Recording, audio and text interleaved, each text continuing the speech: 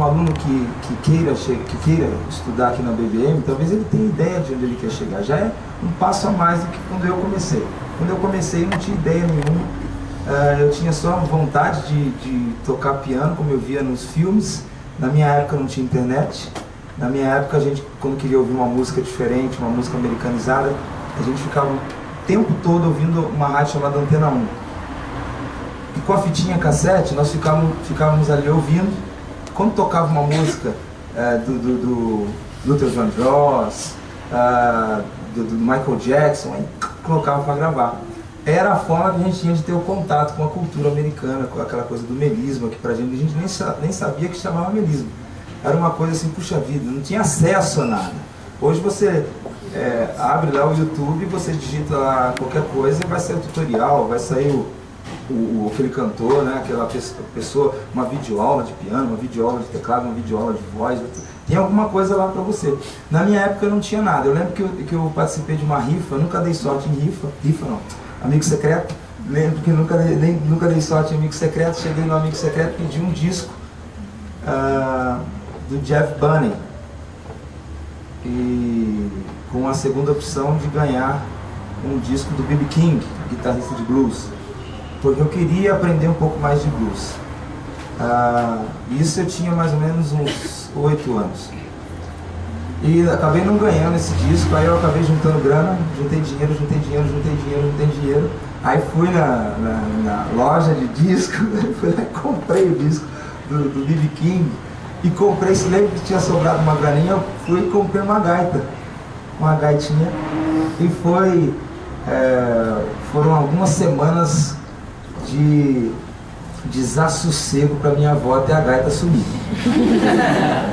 Mas o disco do Jeff Bunney eu ficava ouvindo, né? E ficava o tempo todo escutando aquilo, e para mim foi muito importante, porque foi onde eu conheci um pouco mais da construção do blues e do rockabilly, né? do rock and roll. E era o que eu tinha como acesso, né? O que eu tinha como acesso a alguma coisa que arremetesse ao blues, né? Ao rhythm and blues. Eu não tinha nada. Eu lembro que daí eu tive vontade de estudar piano, exatamente por causa do disco. E minha avó falou, não, tá bom, ótimo, vamos pôr no piano. Ela me matriculou com a professora alemã, bicho. E eu querendo tocar. E ela me pôs com a professora alemã, né? A professora Esther Klasch, até hoje minha amiga. E foi onde eu comecei a estudar. E daí logo eu desisti.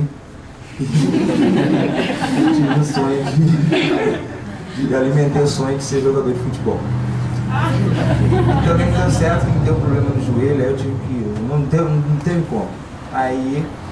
Mas eu lembro que nos 2 anos que eu estudei, como eu não tinha piano em casa, a minha avó alugava um dia por semana do próprio conservatório para que eu fosse lá estudar, e tinha a opção de comprar um teclado. E minha avó comprou um tecladinho, mais ou menos do tamanho desse aqui, só que era um teclado virtual. Então era muito interessante, porque eu colocava ele no colo e era uma tábua com as teclas desenhadas. Então era um teclado virtual, era aquela coisa que eu tinha que usar a imaginação. Eu ficava tocando ali, então não tinha como, né? Até hoje não aprendi por causa disso. Não tinha como aprender a tocar, mas foi interessante. E isso eu divido com vocês, algo que talvez possa servir de empecilho ou de dificuldade para você.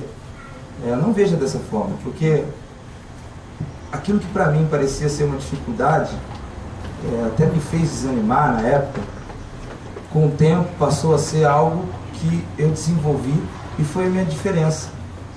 Foi o que me diferenciava dos outros arranjadores, dos outros cantores, dos outros regentes.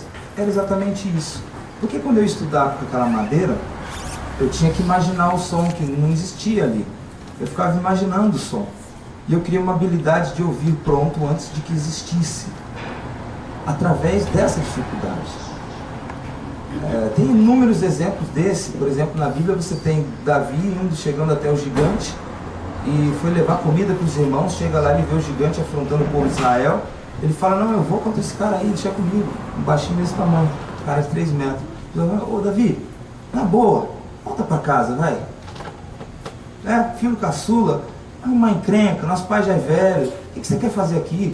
Some daqui, bicho, isso aqui é coisa de homem, volta para casa. E Davi fala assim, não, quando o leão veio atacar as ovelhas que eu cuidava, eu fui contra ele, o Espírito do Senhor veio sobre mim, e eu matei. E o mesmo texto diz assim, e quando o urso, você já viu um urso de pé? De que a gente descobre quando o urso se põe de pé? Ele faz... Bicho, é 3 metros de altura aquilo ali, é 350 quilos. E o franzininho, quando o Espírito de Deus veio sobre ele, ele foi contra esse urso e matou. E a Bíblia diz em alguma tradução, diz assim, e sempre que. Então não foi uma vez só. Quando ele chega diante do gigante, ele já estava treinado. Uma dificuldade que você passa hoje, poxa, estou passando dificuldade, poxa, isso aqui eu não consegui aprender, poxa, isso aqui para mim, eu estou com dificuldade financeira, eu estou com dificuldade na minha casa, eu estou com dificuldade que as pessoas não acreditam em mim.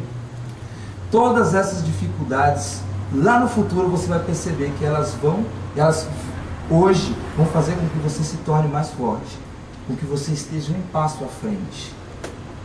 Porque todas as dificuldades, em nome de Jesus, você vai vencer, cada uma delas. Quando eu tocava naquele teclado virtual, era horrível, porque eu não tinha como ali, ficava batendo na mão ali, não tinha rebote, não tinha o som, ficava imaginando. E depois, quando Deus começou a me usar para compor, eu consigo ouvir a música pronta. Quando eu comecei a fazer arranjo vocal, eu consigo ouvir o acorde pronto. Então, quando eu vou compor uma canção, embora eu não saiba, às vezes é uma coisa inconsciente, até os meninos zoam comigo, eu vou fazer algo, mas é intuitivo, porque eu sei o som que eu tenho que produzir, e eu vou procurar esse som. Independente se eu tenha a noção daquilo, às vezes aquilo não é até onde eu conheço harmonicamente, mas eu sei que tem que ser aquilo. Então é uma intuição que foi desenvolvida no teclado virtual. Hoje, vocês estão tendo a oportunidade de estudar. Eu deixo algo para você que vai servir para a tua vida, não só musicalmente. Quem sabe do jeito que eu dou aula de vida. Eu dou aula de coisas que você pode pôr em prática em qualquer parte da tua vida, qualquer área da tua vida. O jeito com que você encara. Nós temos inúmeros cursos. O curso que eu leciono aqui é a expressão vocal, que abrange não só a emissão de uma nota ao vento, toda nota que você emite, toda palavra que você fala, tudo que você diz, ele não para até o momento em que você acaba de ouvir o som. Toda palavra, ela vaga por uma dimensão que a gente não faz nem ideia. Tem força na melodia que você abre, na harmonia que você abre, tem força na melodia que você interpreta, tem força na palavra que você profere. Isso é muito importante saber. Primeira coisa, partindo desse pressuposto, nós somos seres em tríades, que já são acordes. Nós temos um Deus que é um acorde. Ele é Deus Pai, Ele é Deus Filho e Deus Espírito Santo. Nós trazemos aí. Para ser um acorde, nós temos uma combinação de 3 notas, ok? Então nós já temos um acorde na Trindade. Nós temos um acorde quando nós amanhecemos qualquer dia. Nós temos a manhã, nós temos a tarde e nós temos a noite. Nós temos o grave, nós temos o médio e nós temos o agudo. Nós temos a harmonia, nós temos a melodia e nós temos o ritmo. E você é formado por um acorde. Você é corpo, alma, espírito. São acordes que tem que ser levados em consideração. Então,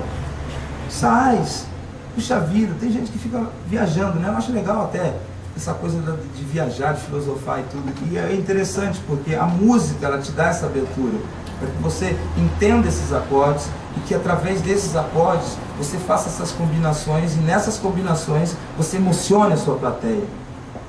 Você, às vezes, traga uma reflexão, esperança, você traga alegria para quem está te ouvindo. A minha função é exatamente essa, porque se você é corpo, alma e espírito, o que corresponde a isso no corpo é o ritmo, o que corresponde à alma, a sua parte sentimental, aquela parte sentimental, a tua alma, onde estão guardados os teus sentimentos, é a harmonia, e com a harmonia eu consigo fazer você sentir inúmeras sensações.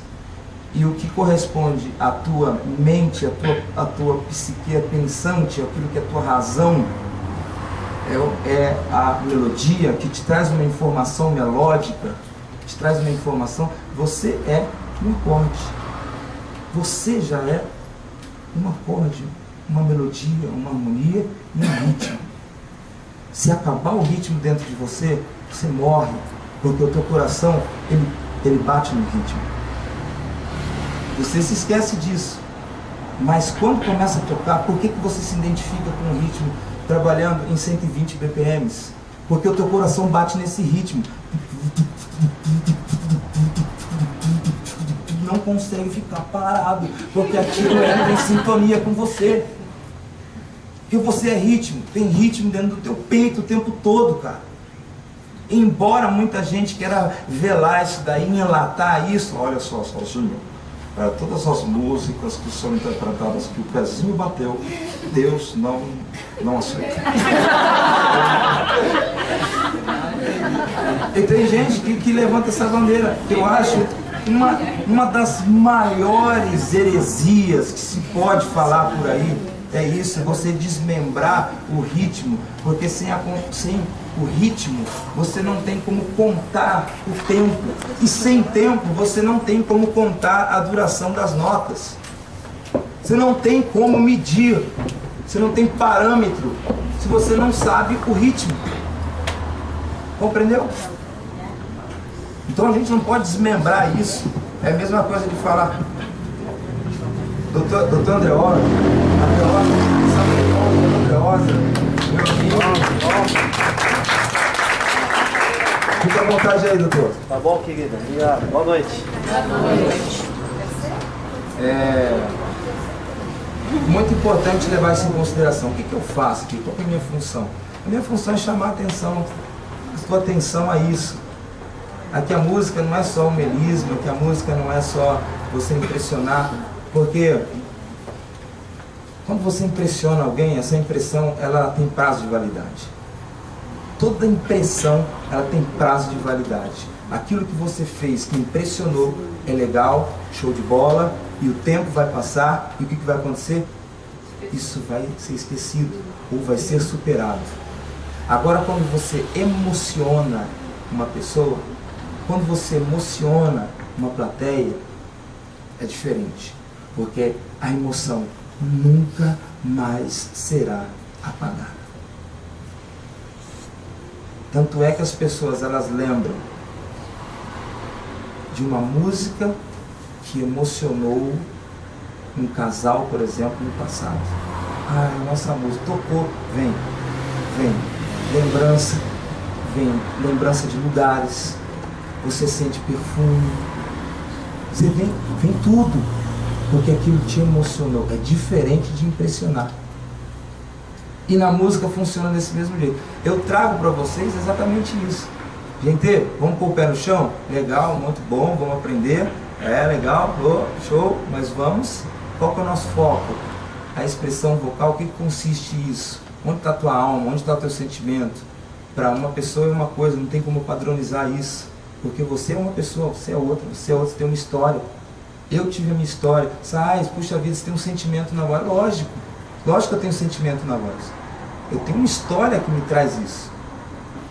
A tua história, eu vou fazer com que você traga, que você sintonize a tua história de vida, a tua história pregressa com aquilo com que você quer passar para as pessoas. Sem contar a parte da emoção, da personalidade que você tem. Né? Tem gente que é mais fleumático, outros mais coléricos, outros mais sanguíneos, entre outras. Né? Então cada pessoa tem um tipo de personalidade que vai ser colocada. Na segunda-feira a professora Amanda falou uma coisa muito interessante. Se isso aí for contra o que você é natural, aquilo que você se apresenta, você não consegue manter por muito tempo e não vai soar verdadeiro. que eu acho que a coisa mais difícil para um artista é conseguir ser verdadeiro. Porque quando a pessoa é no palco, uma coisa que fora do palco ele não consegue manter aquilo, ele não é aquilo, ele vive uma vida infeliz. E eu estou preparando vocês para os púlpitos, para os palcos, para os tablados. Eu estou preparando você para as praças, para os ginásios, para os estádios. Eu tenho consciência disso. Entendeu? Para os cenários de televisão, para os reality shows, para o The Voice Brasil. E isso é muito importante, porque é até interessante, né? É interessante a gente perceber isso, até nos jurados, lá se assiste um reality, tanto aqui como fora, os caras eles valorizam bastante a emoção, né? Tem emoção, tem algo aí. Algo que a gente pode falar, que alguns chamam de unção, outros chamam de emoção, mas o que eu posso dizer para vocês, o meu padrão de análise quanto a isso,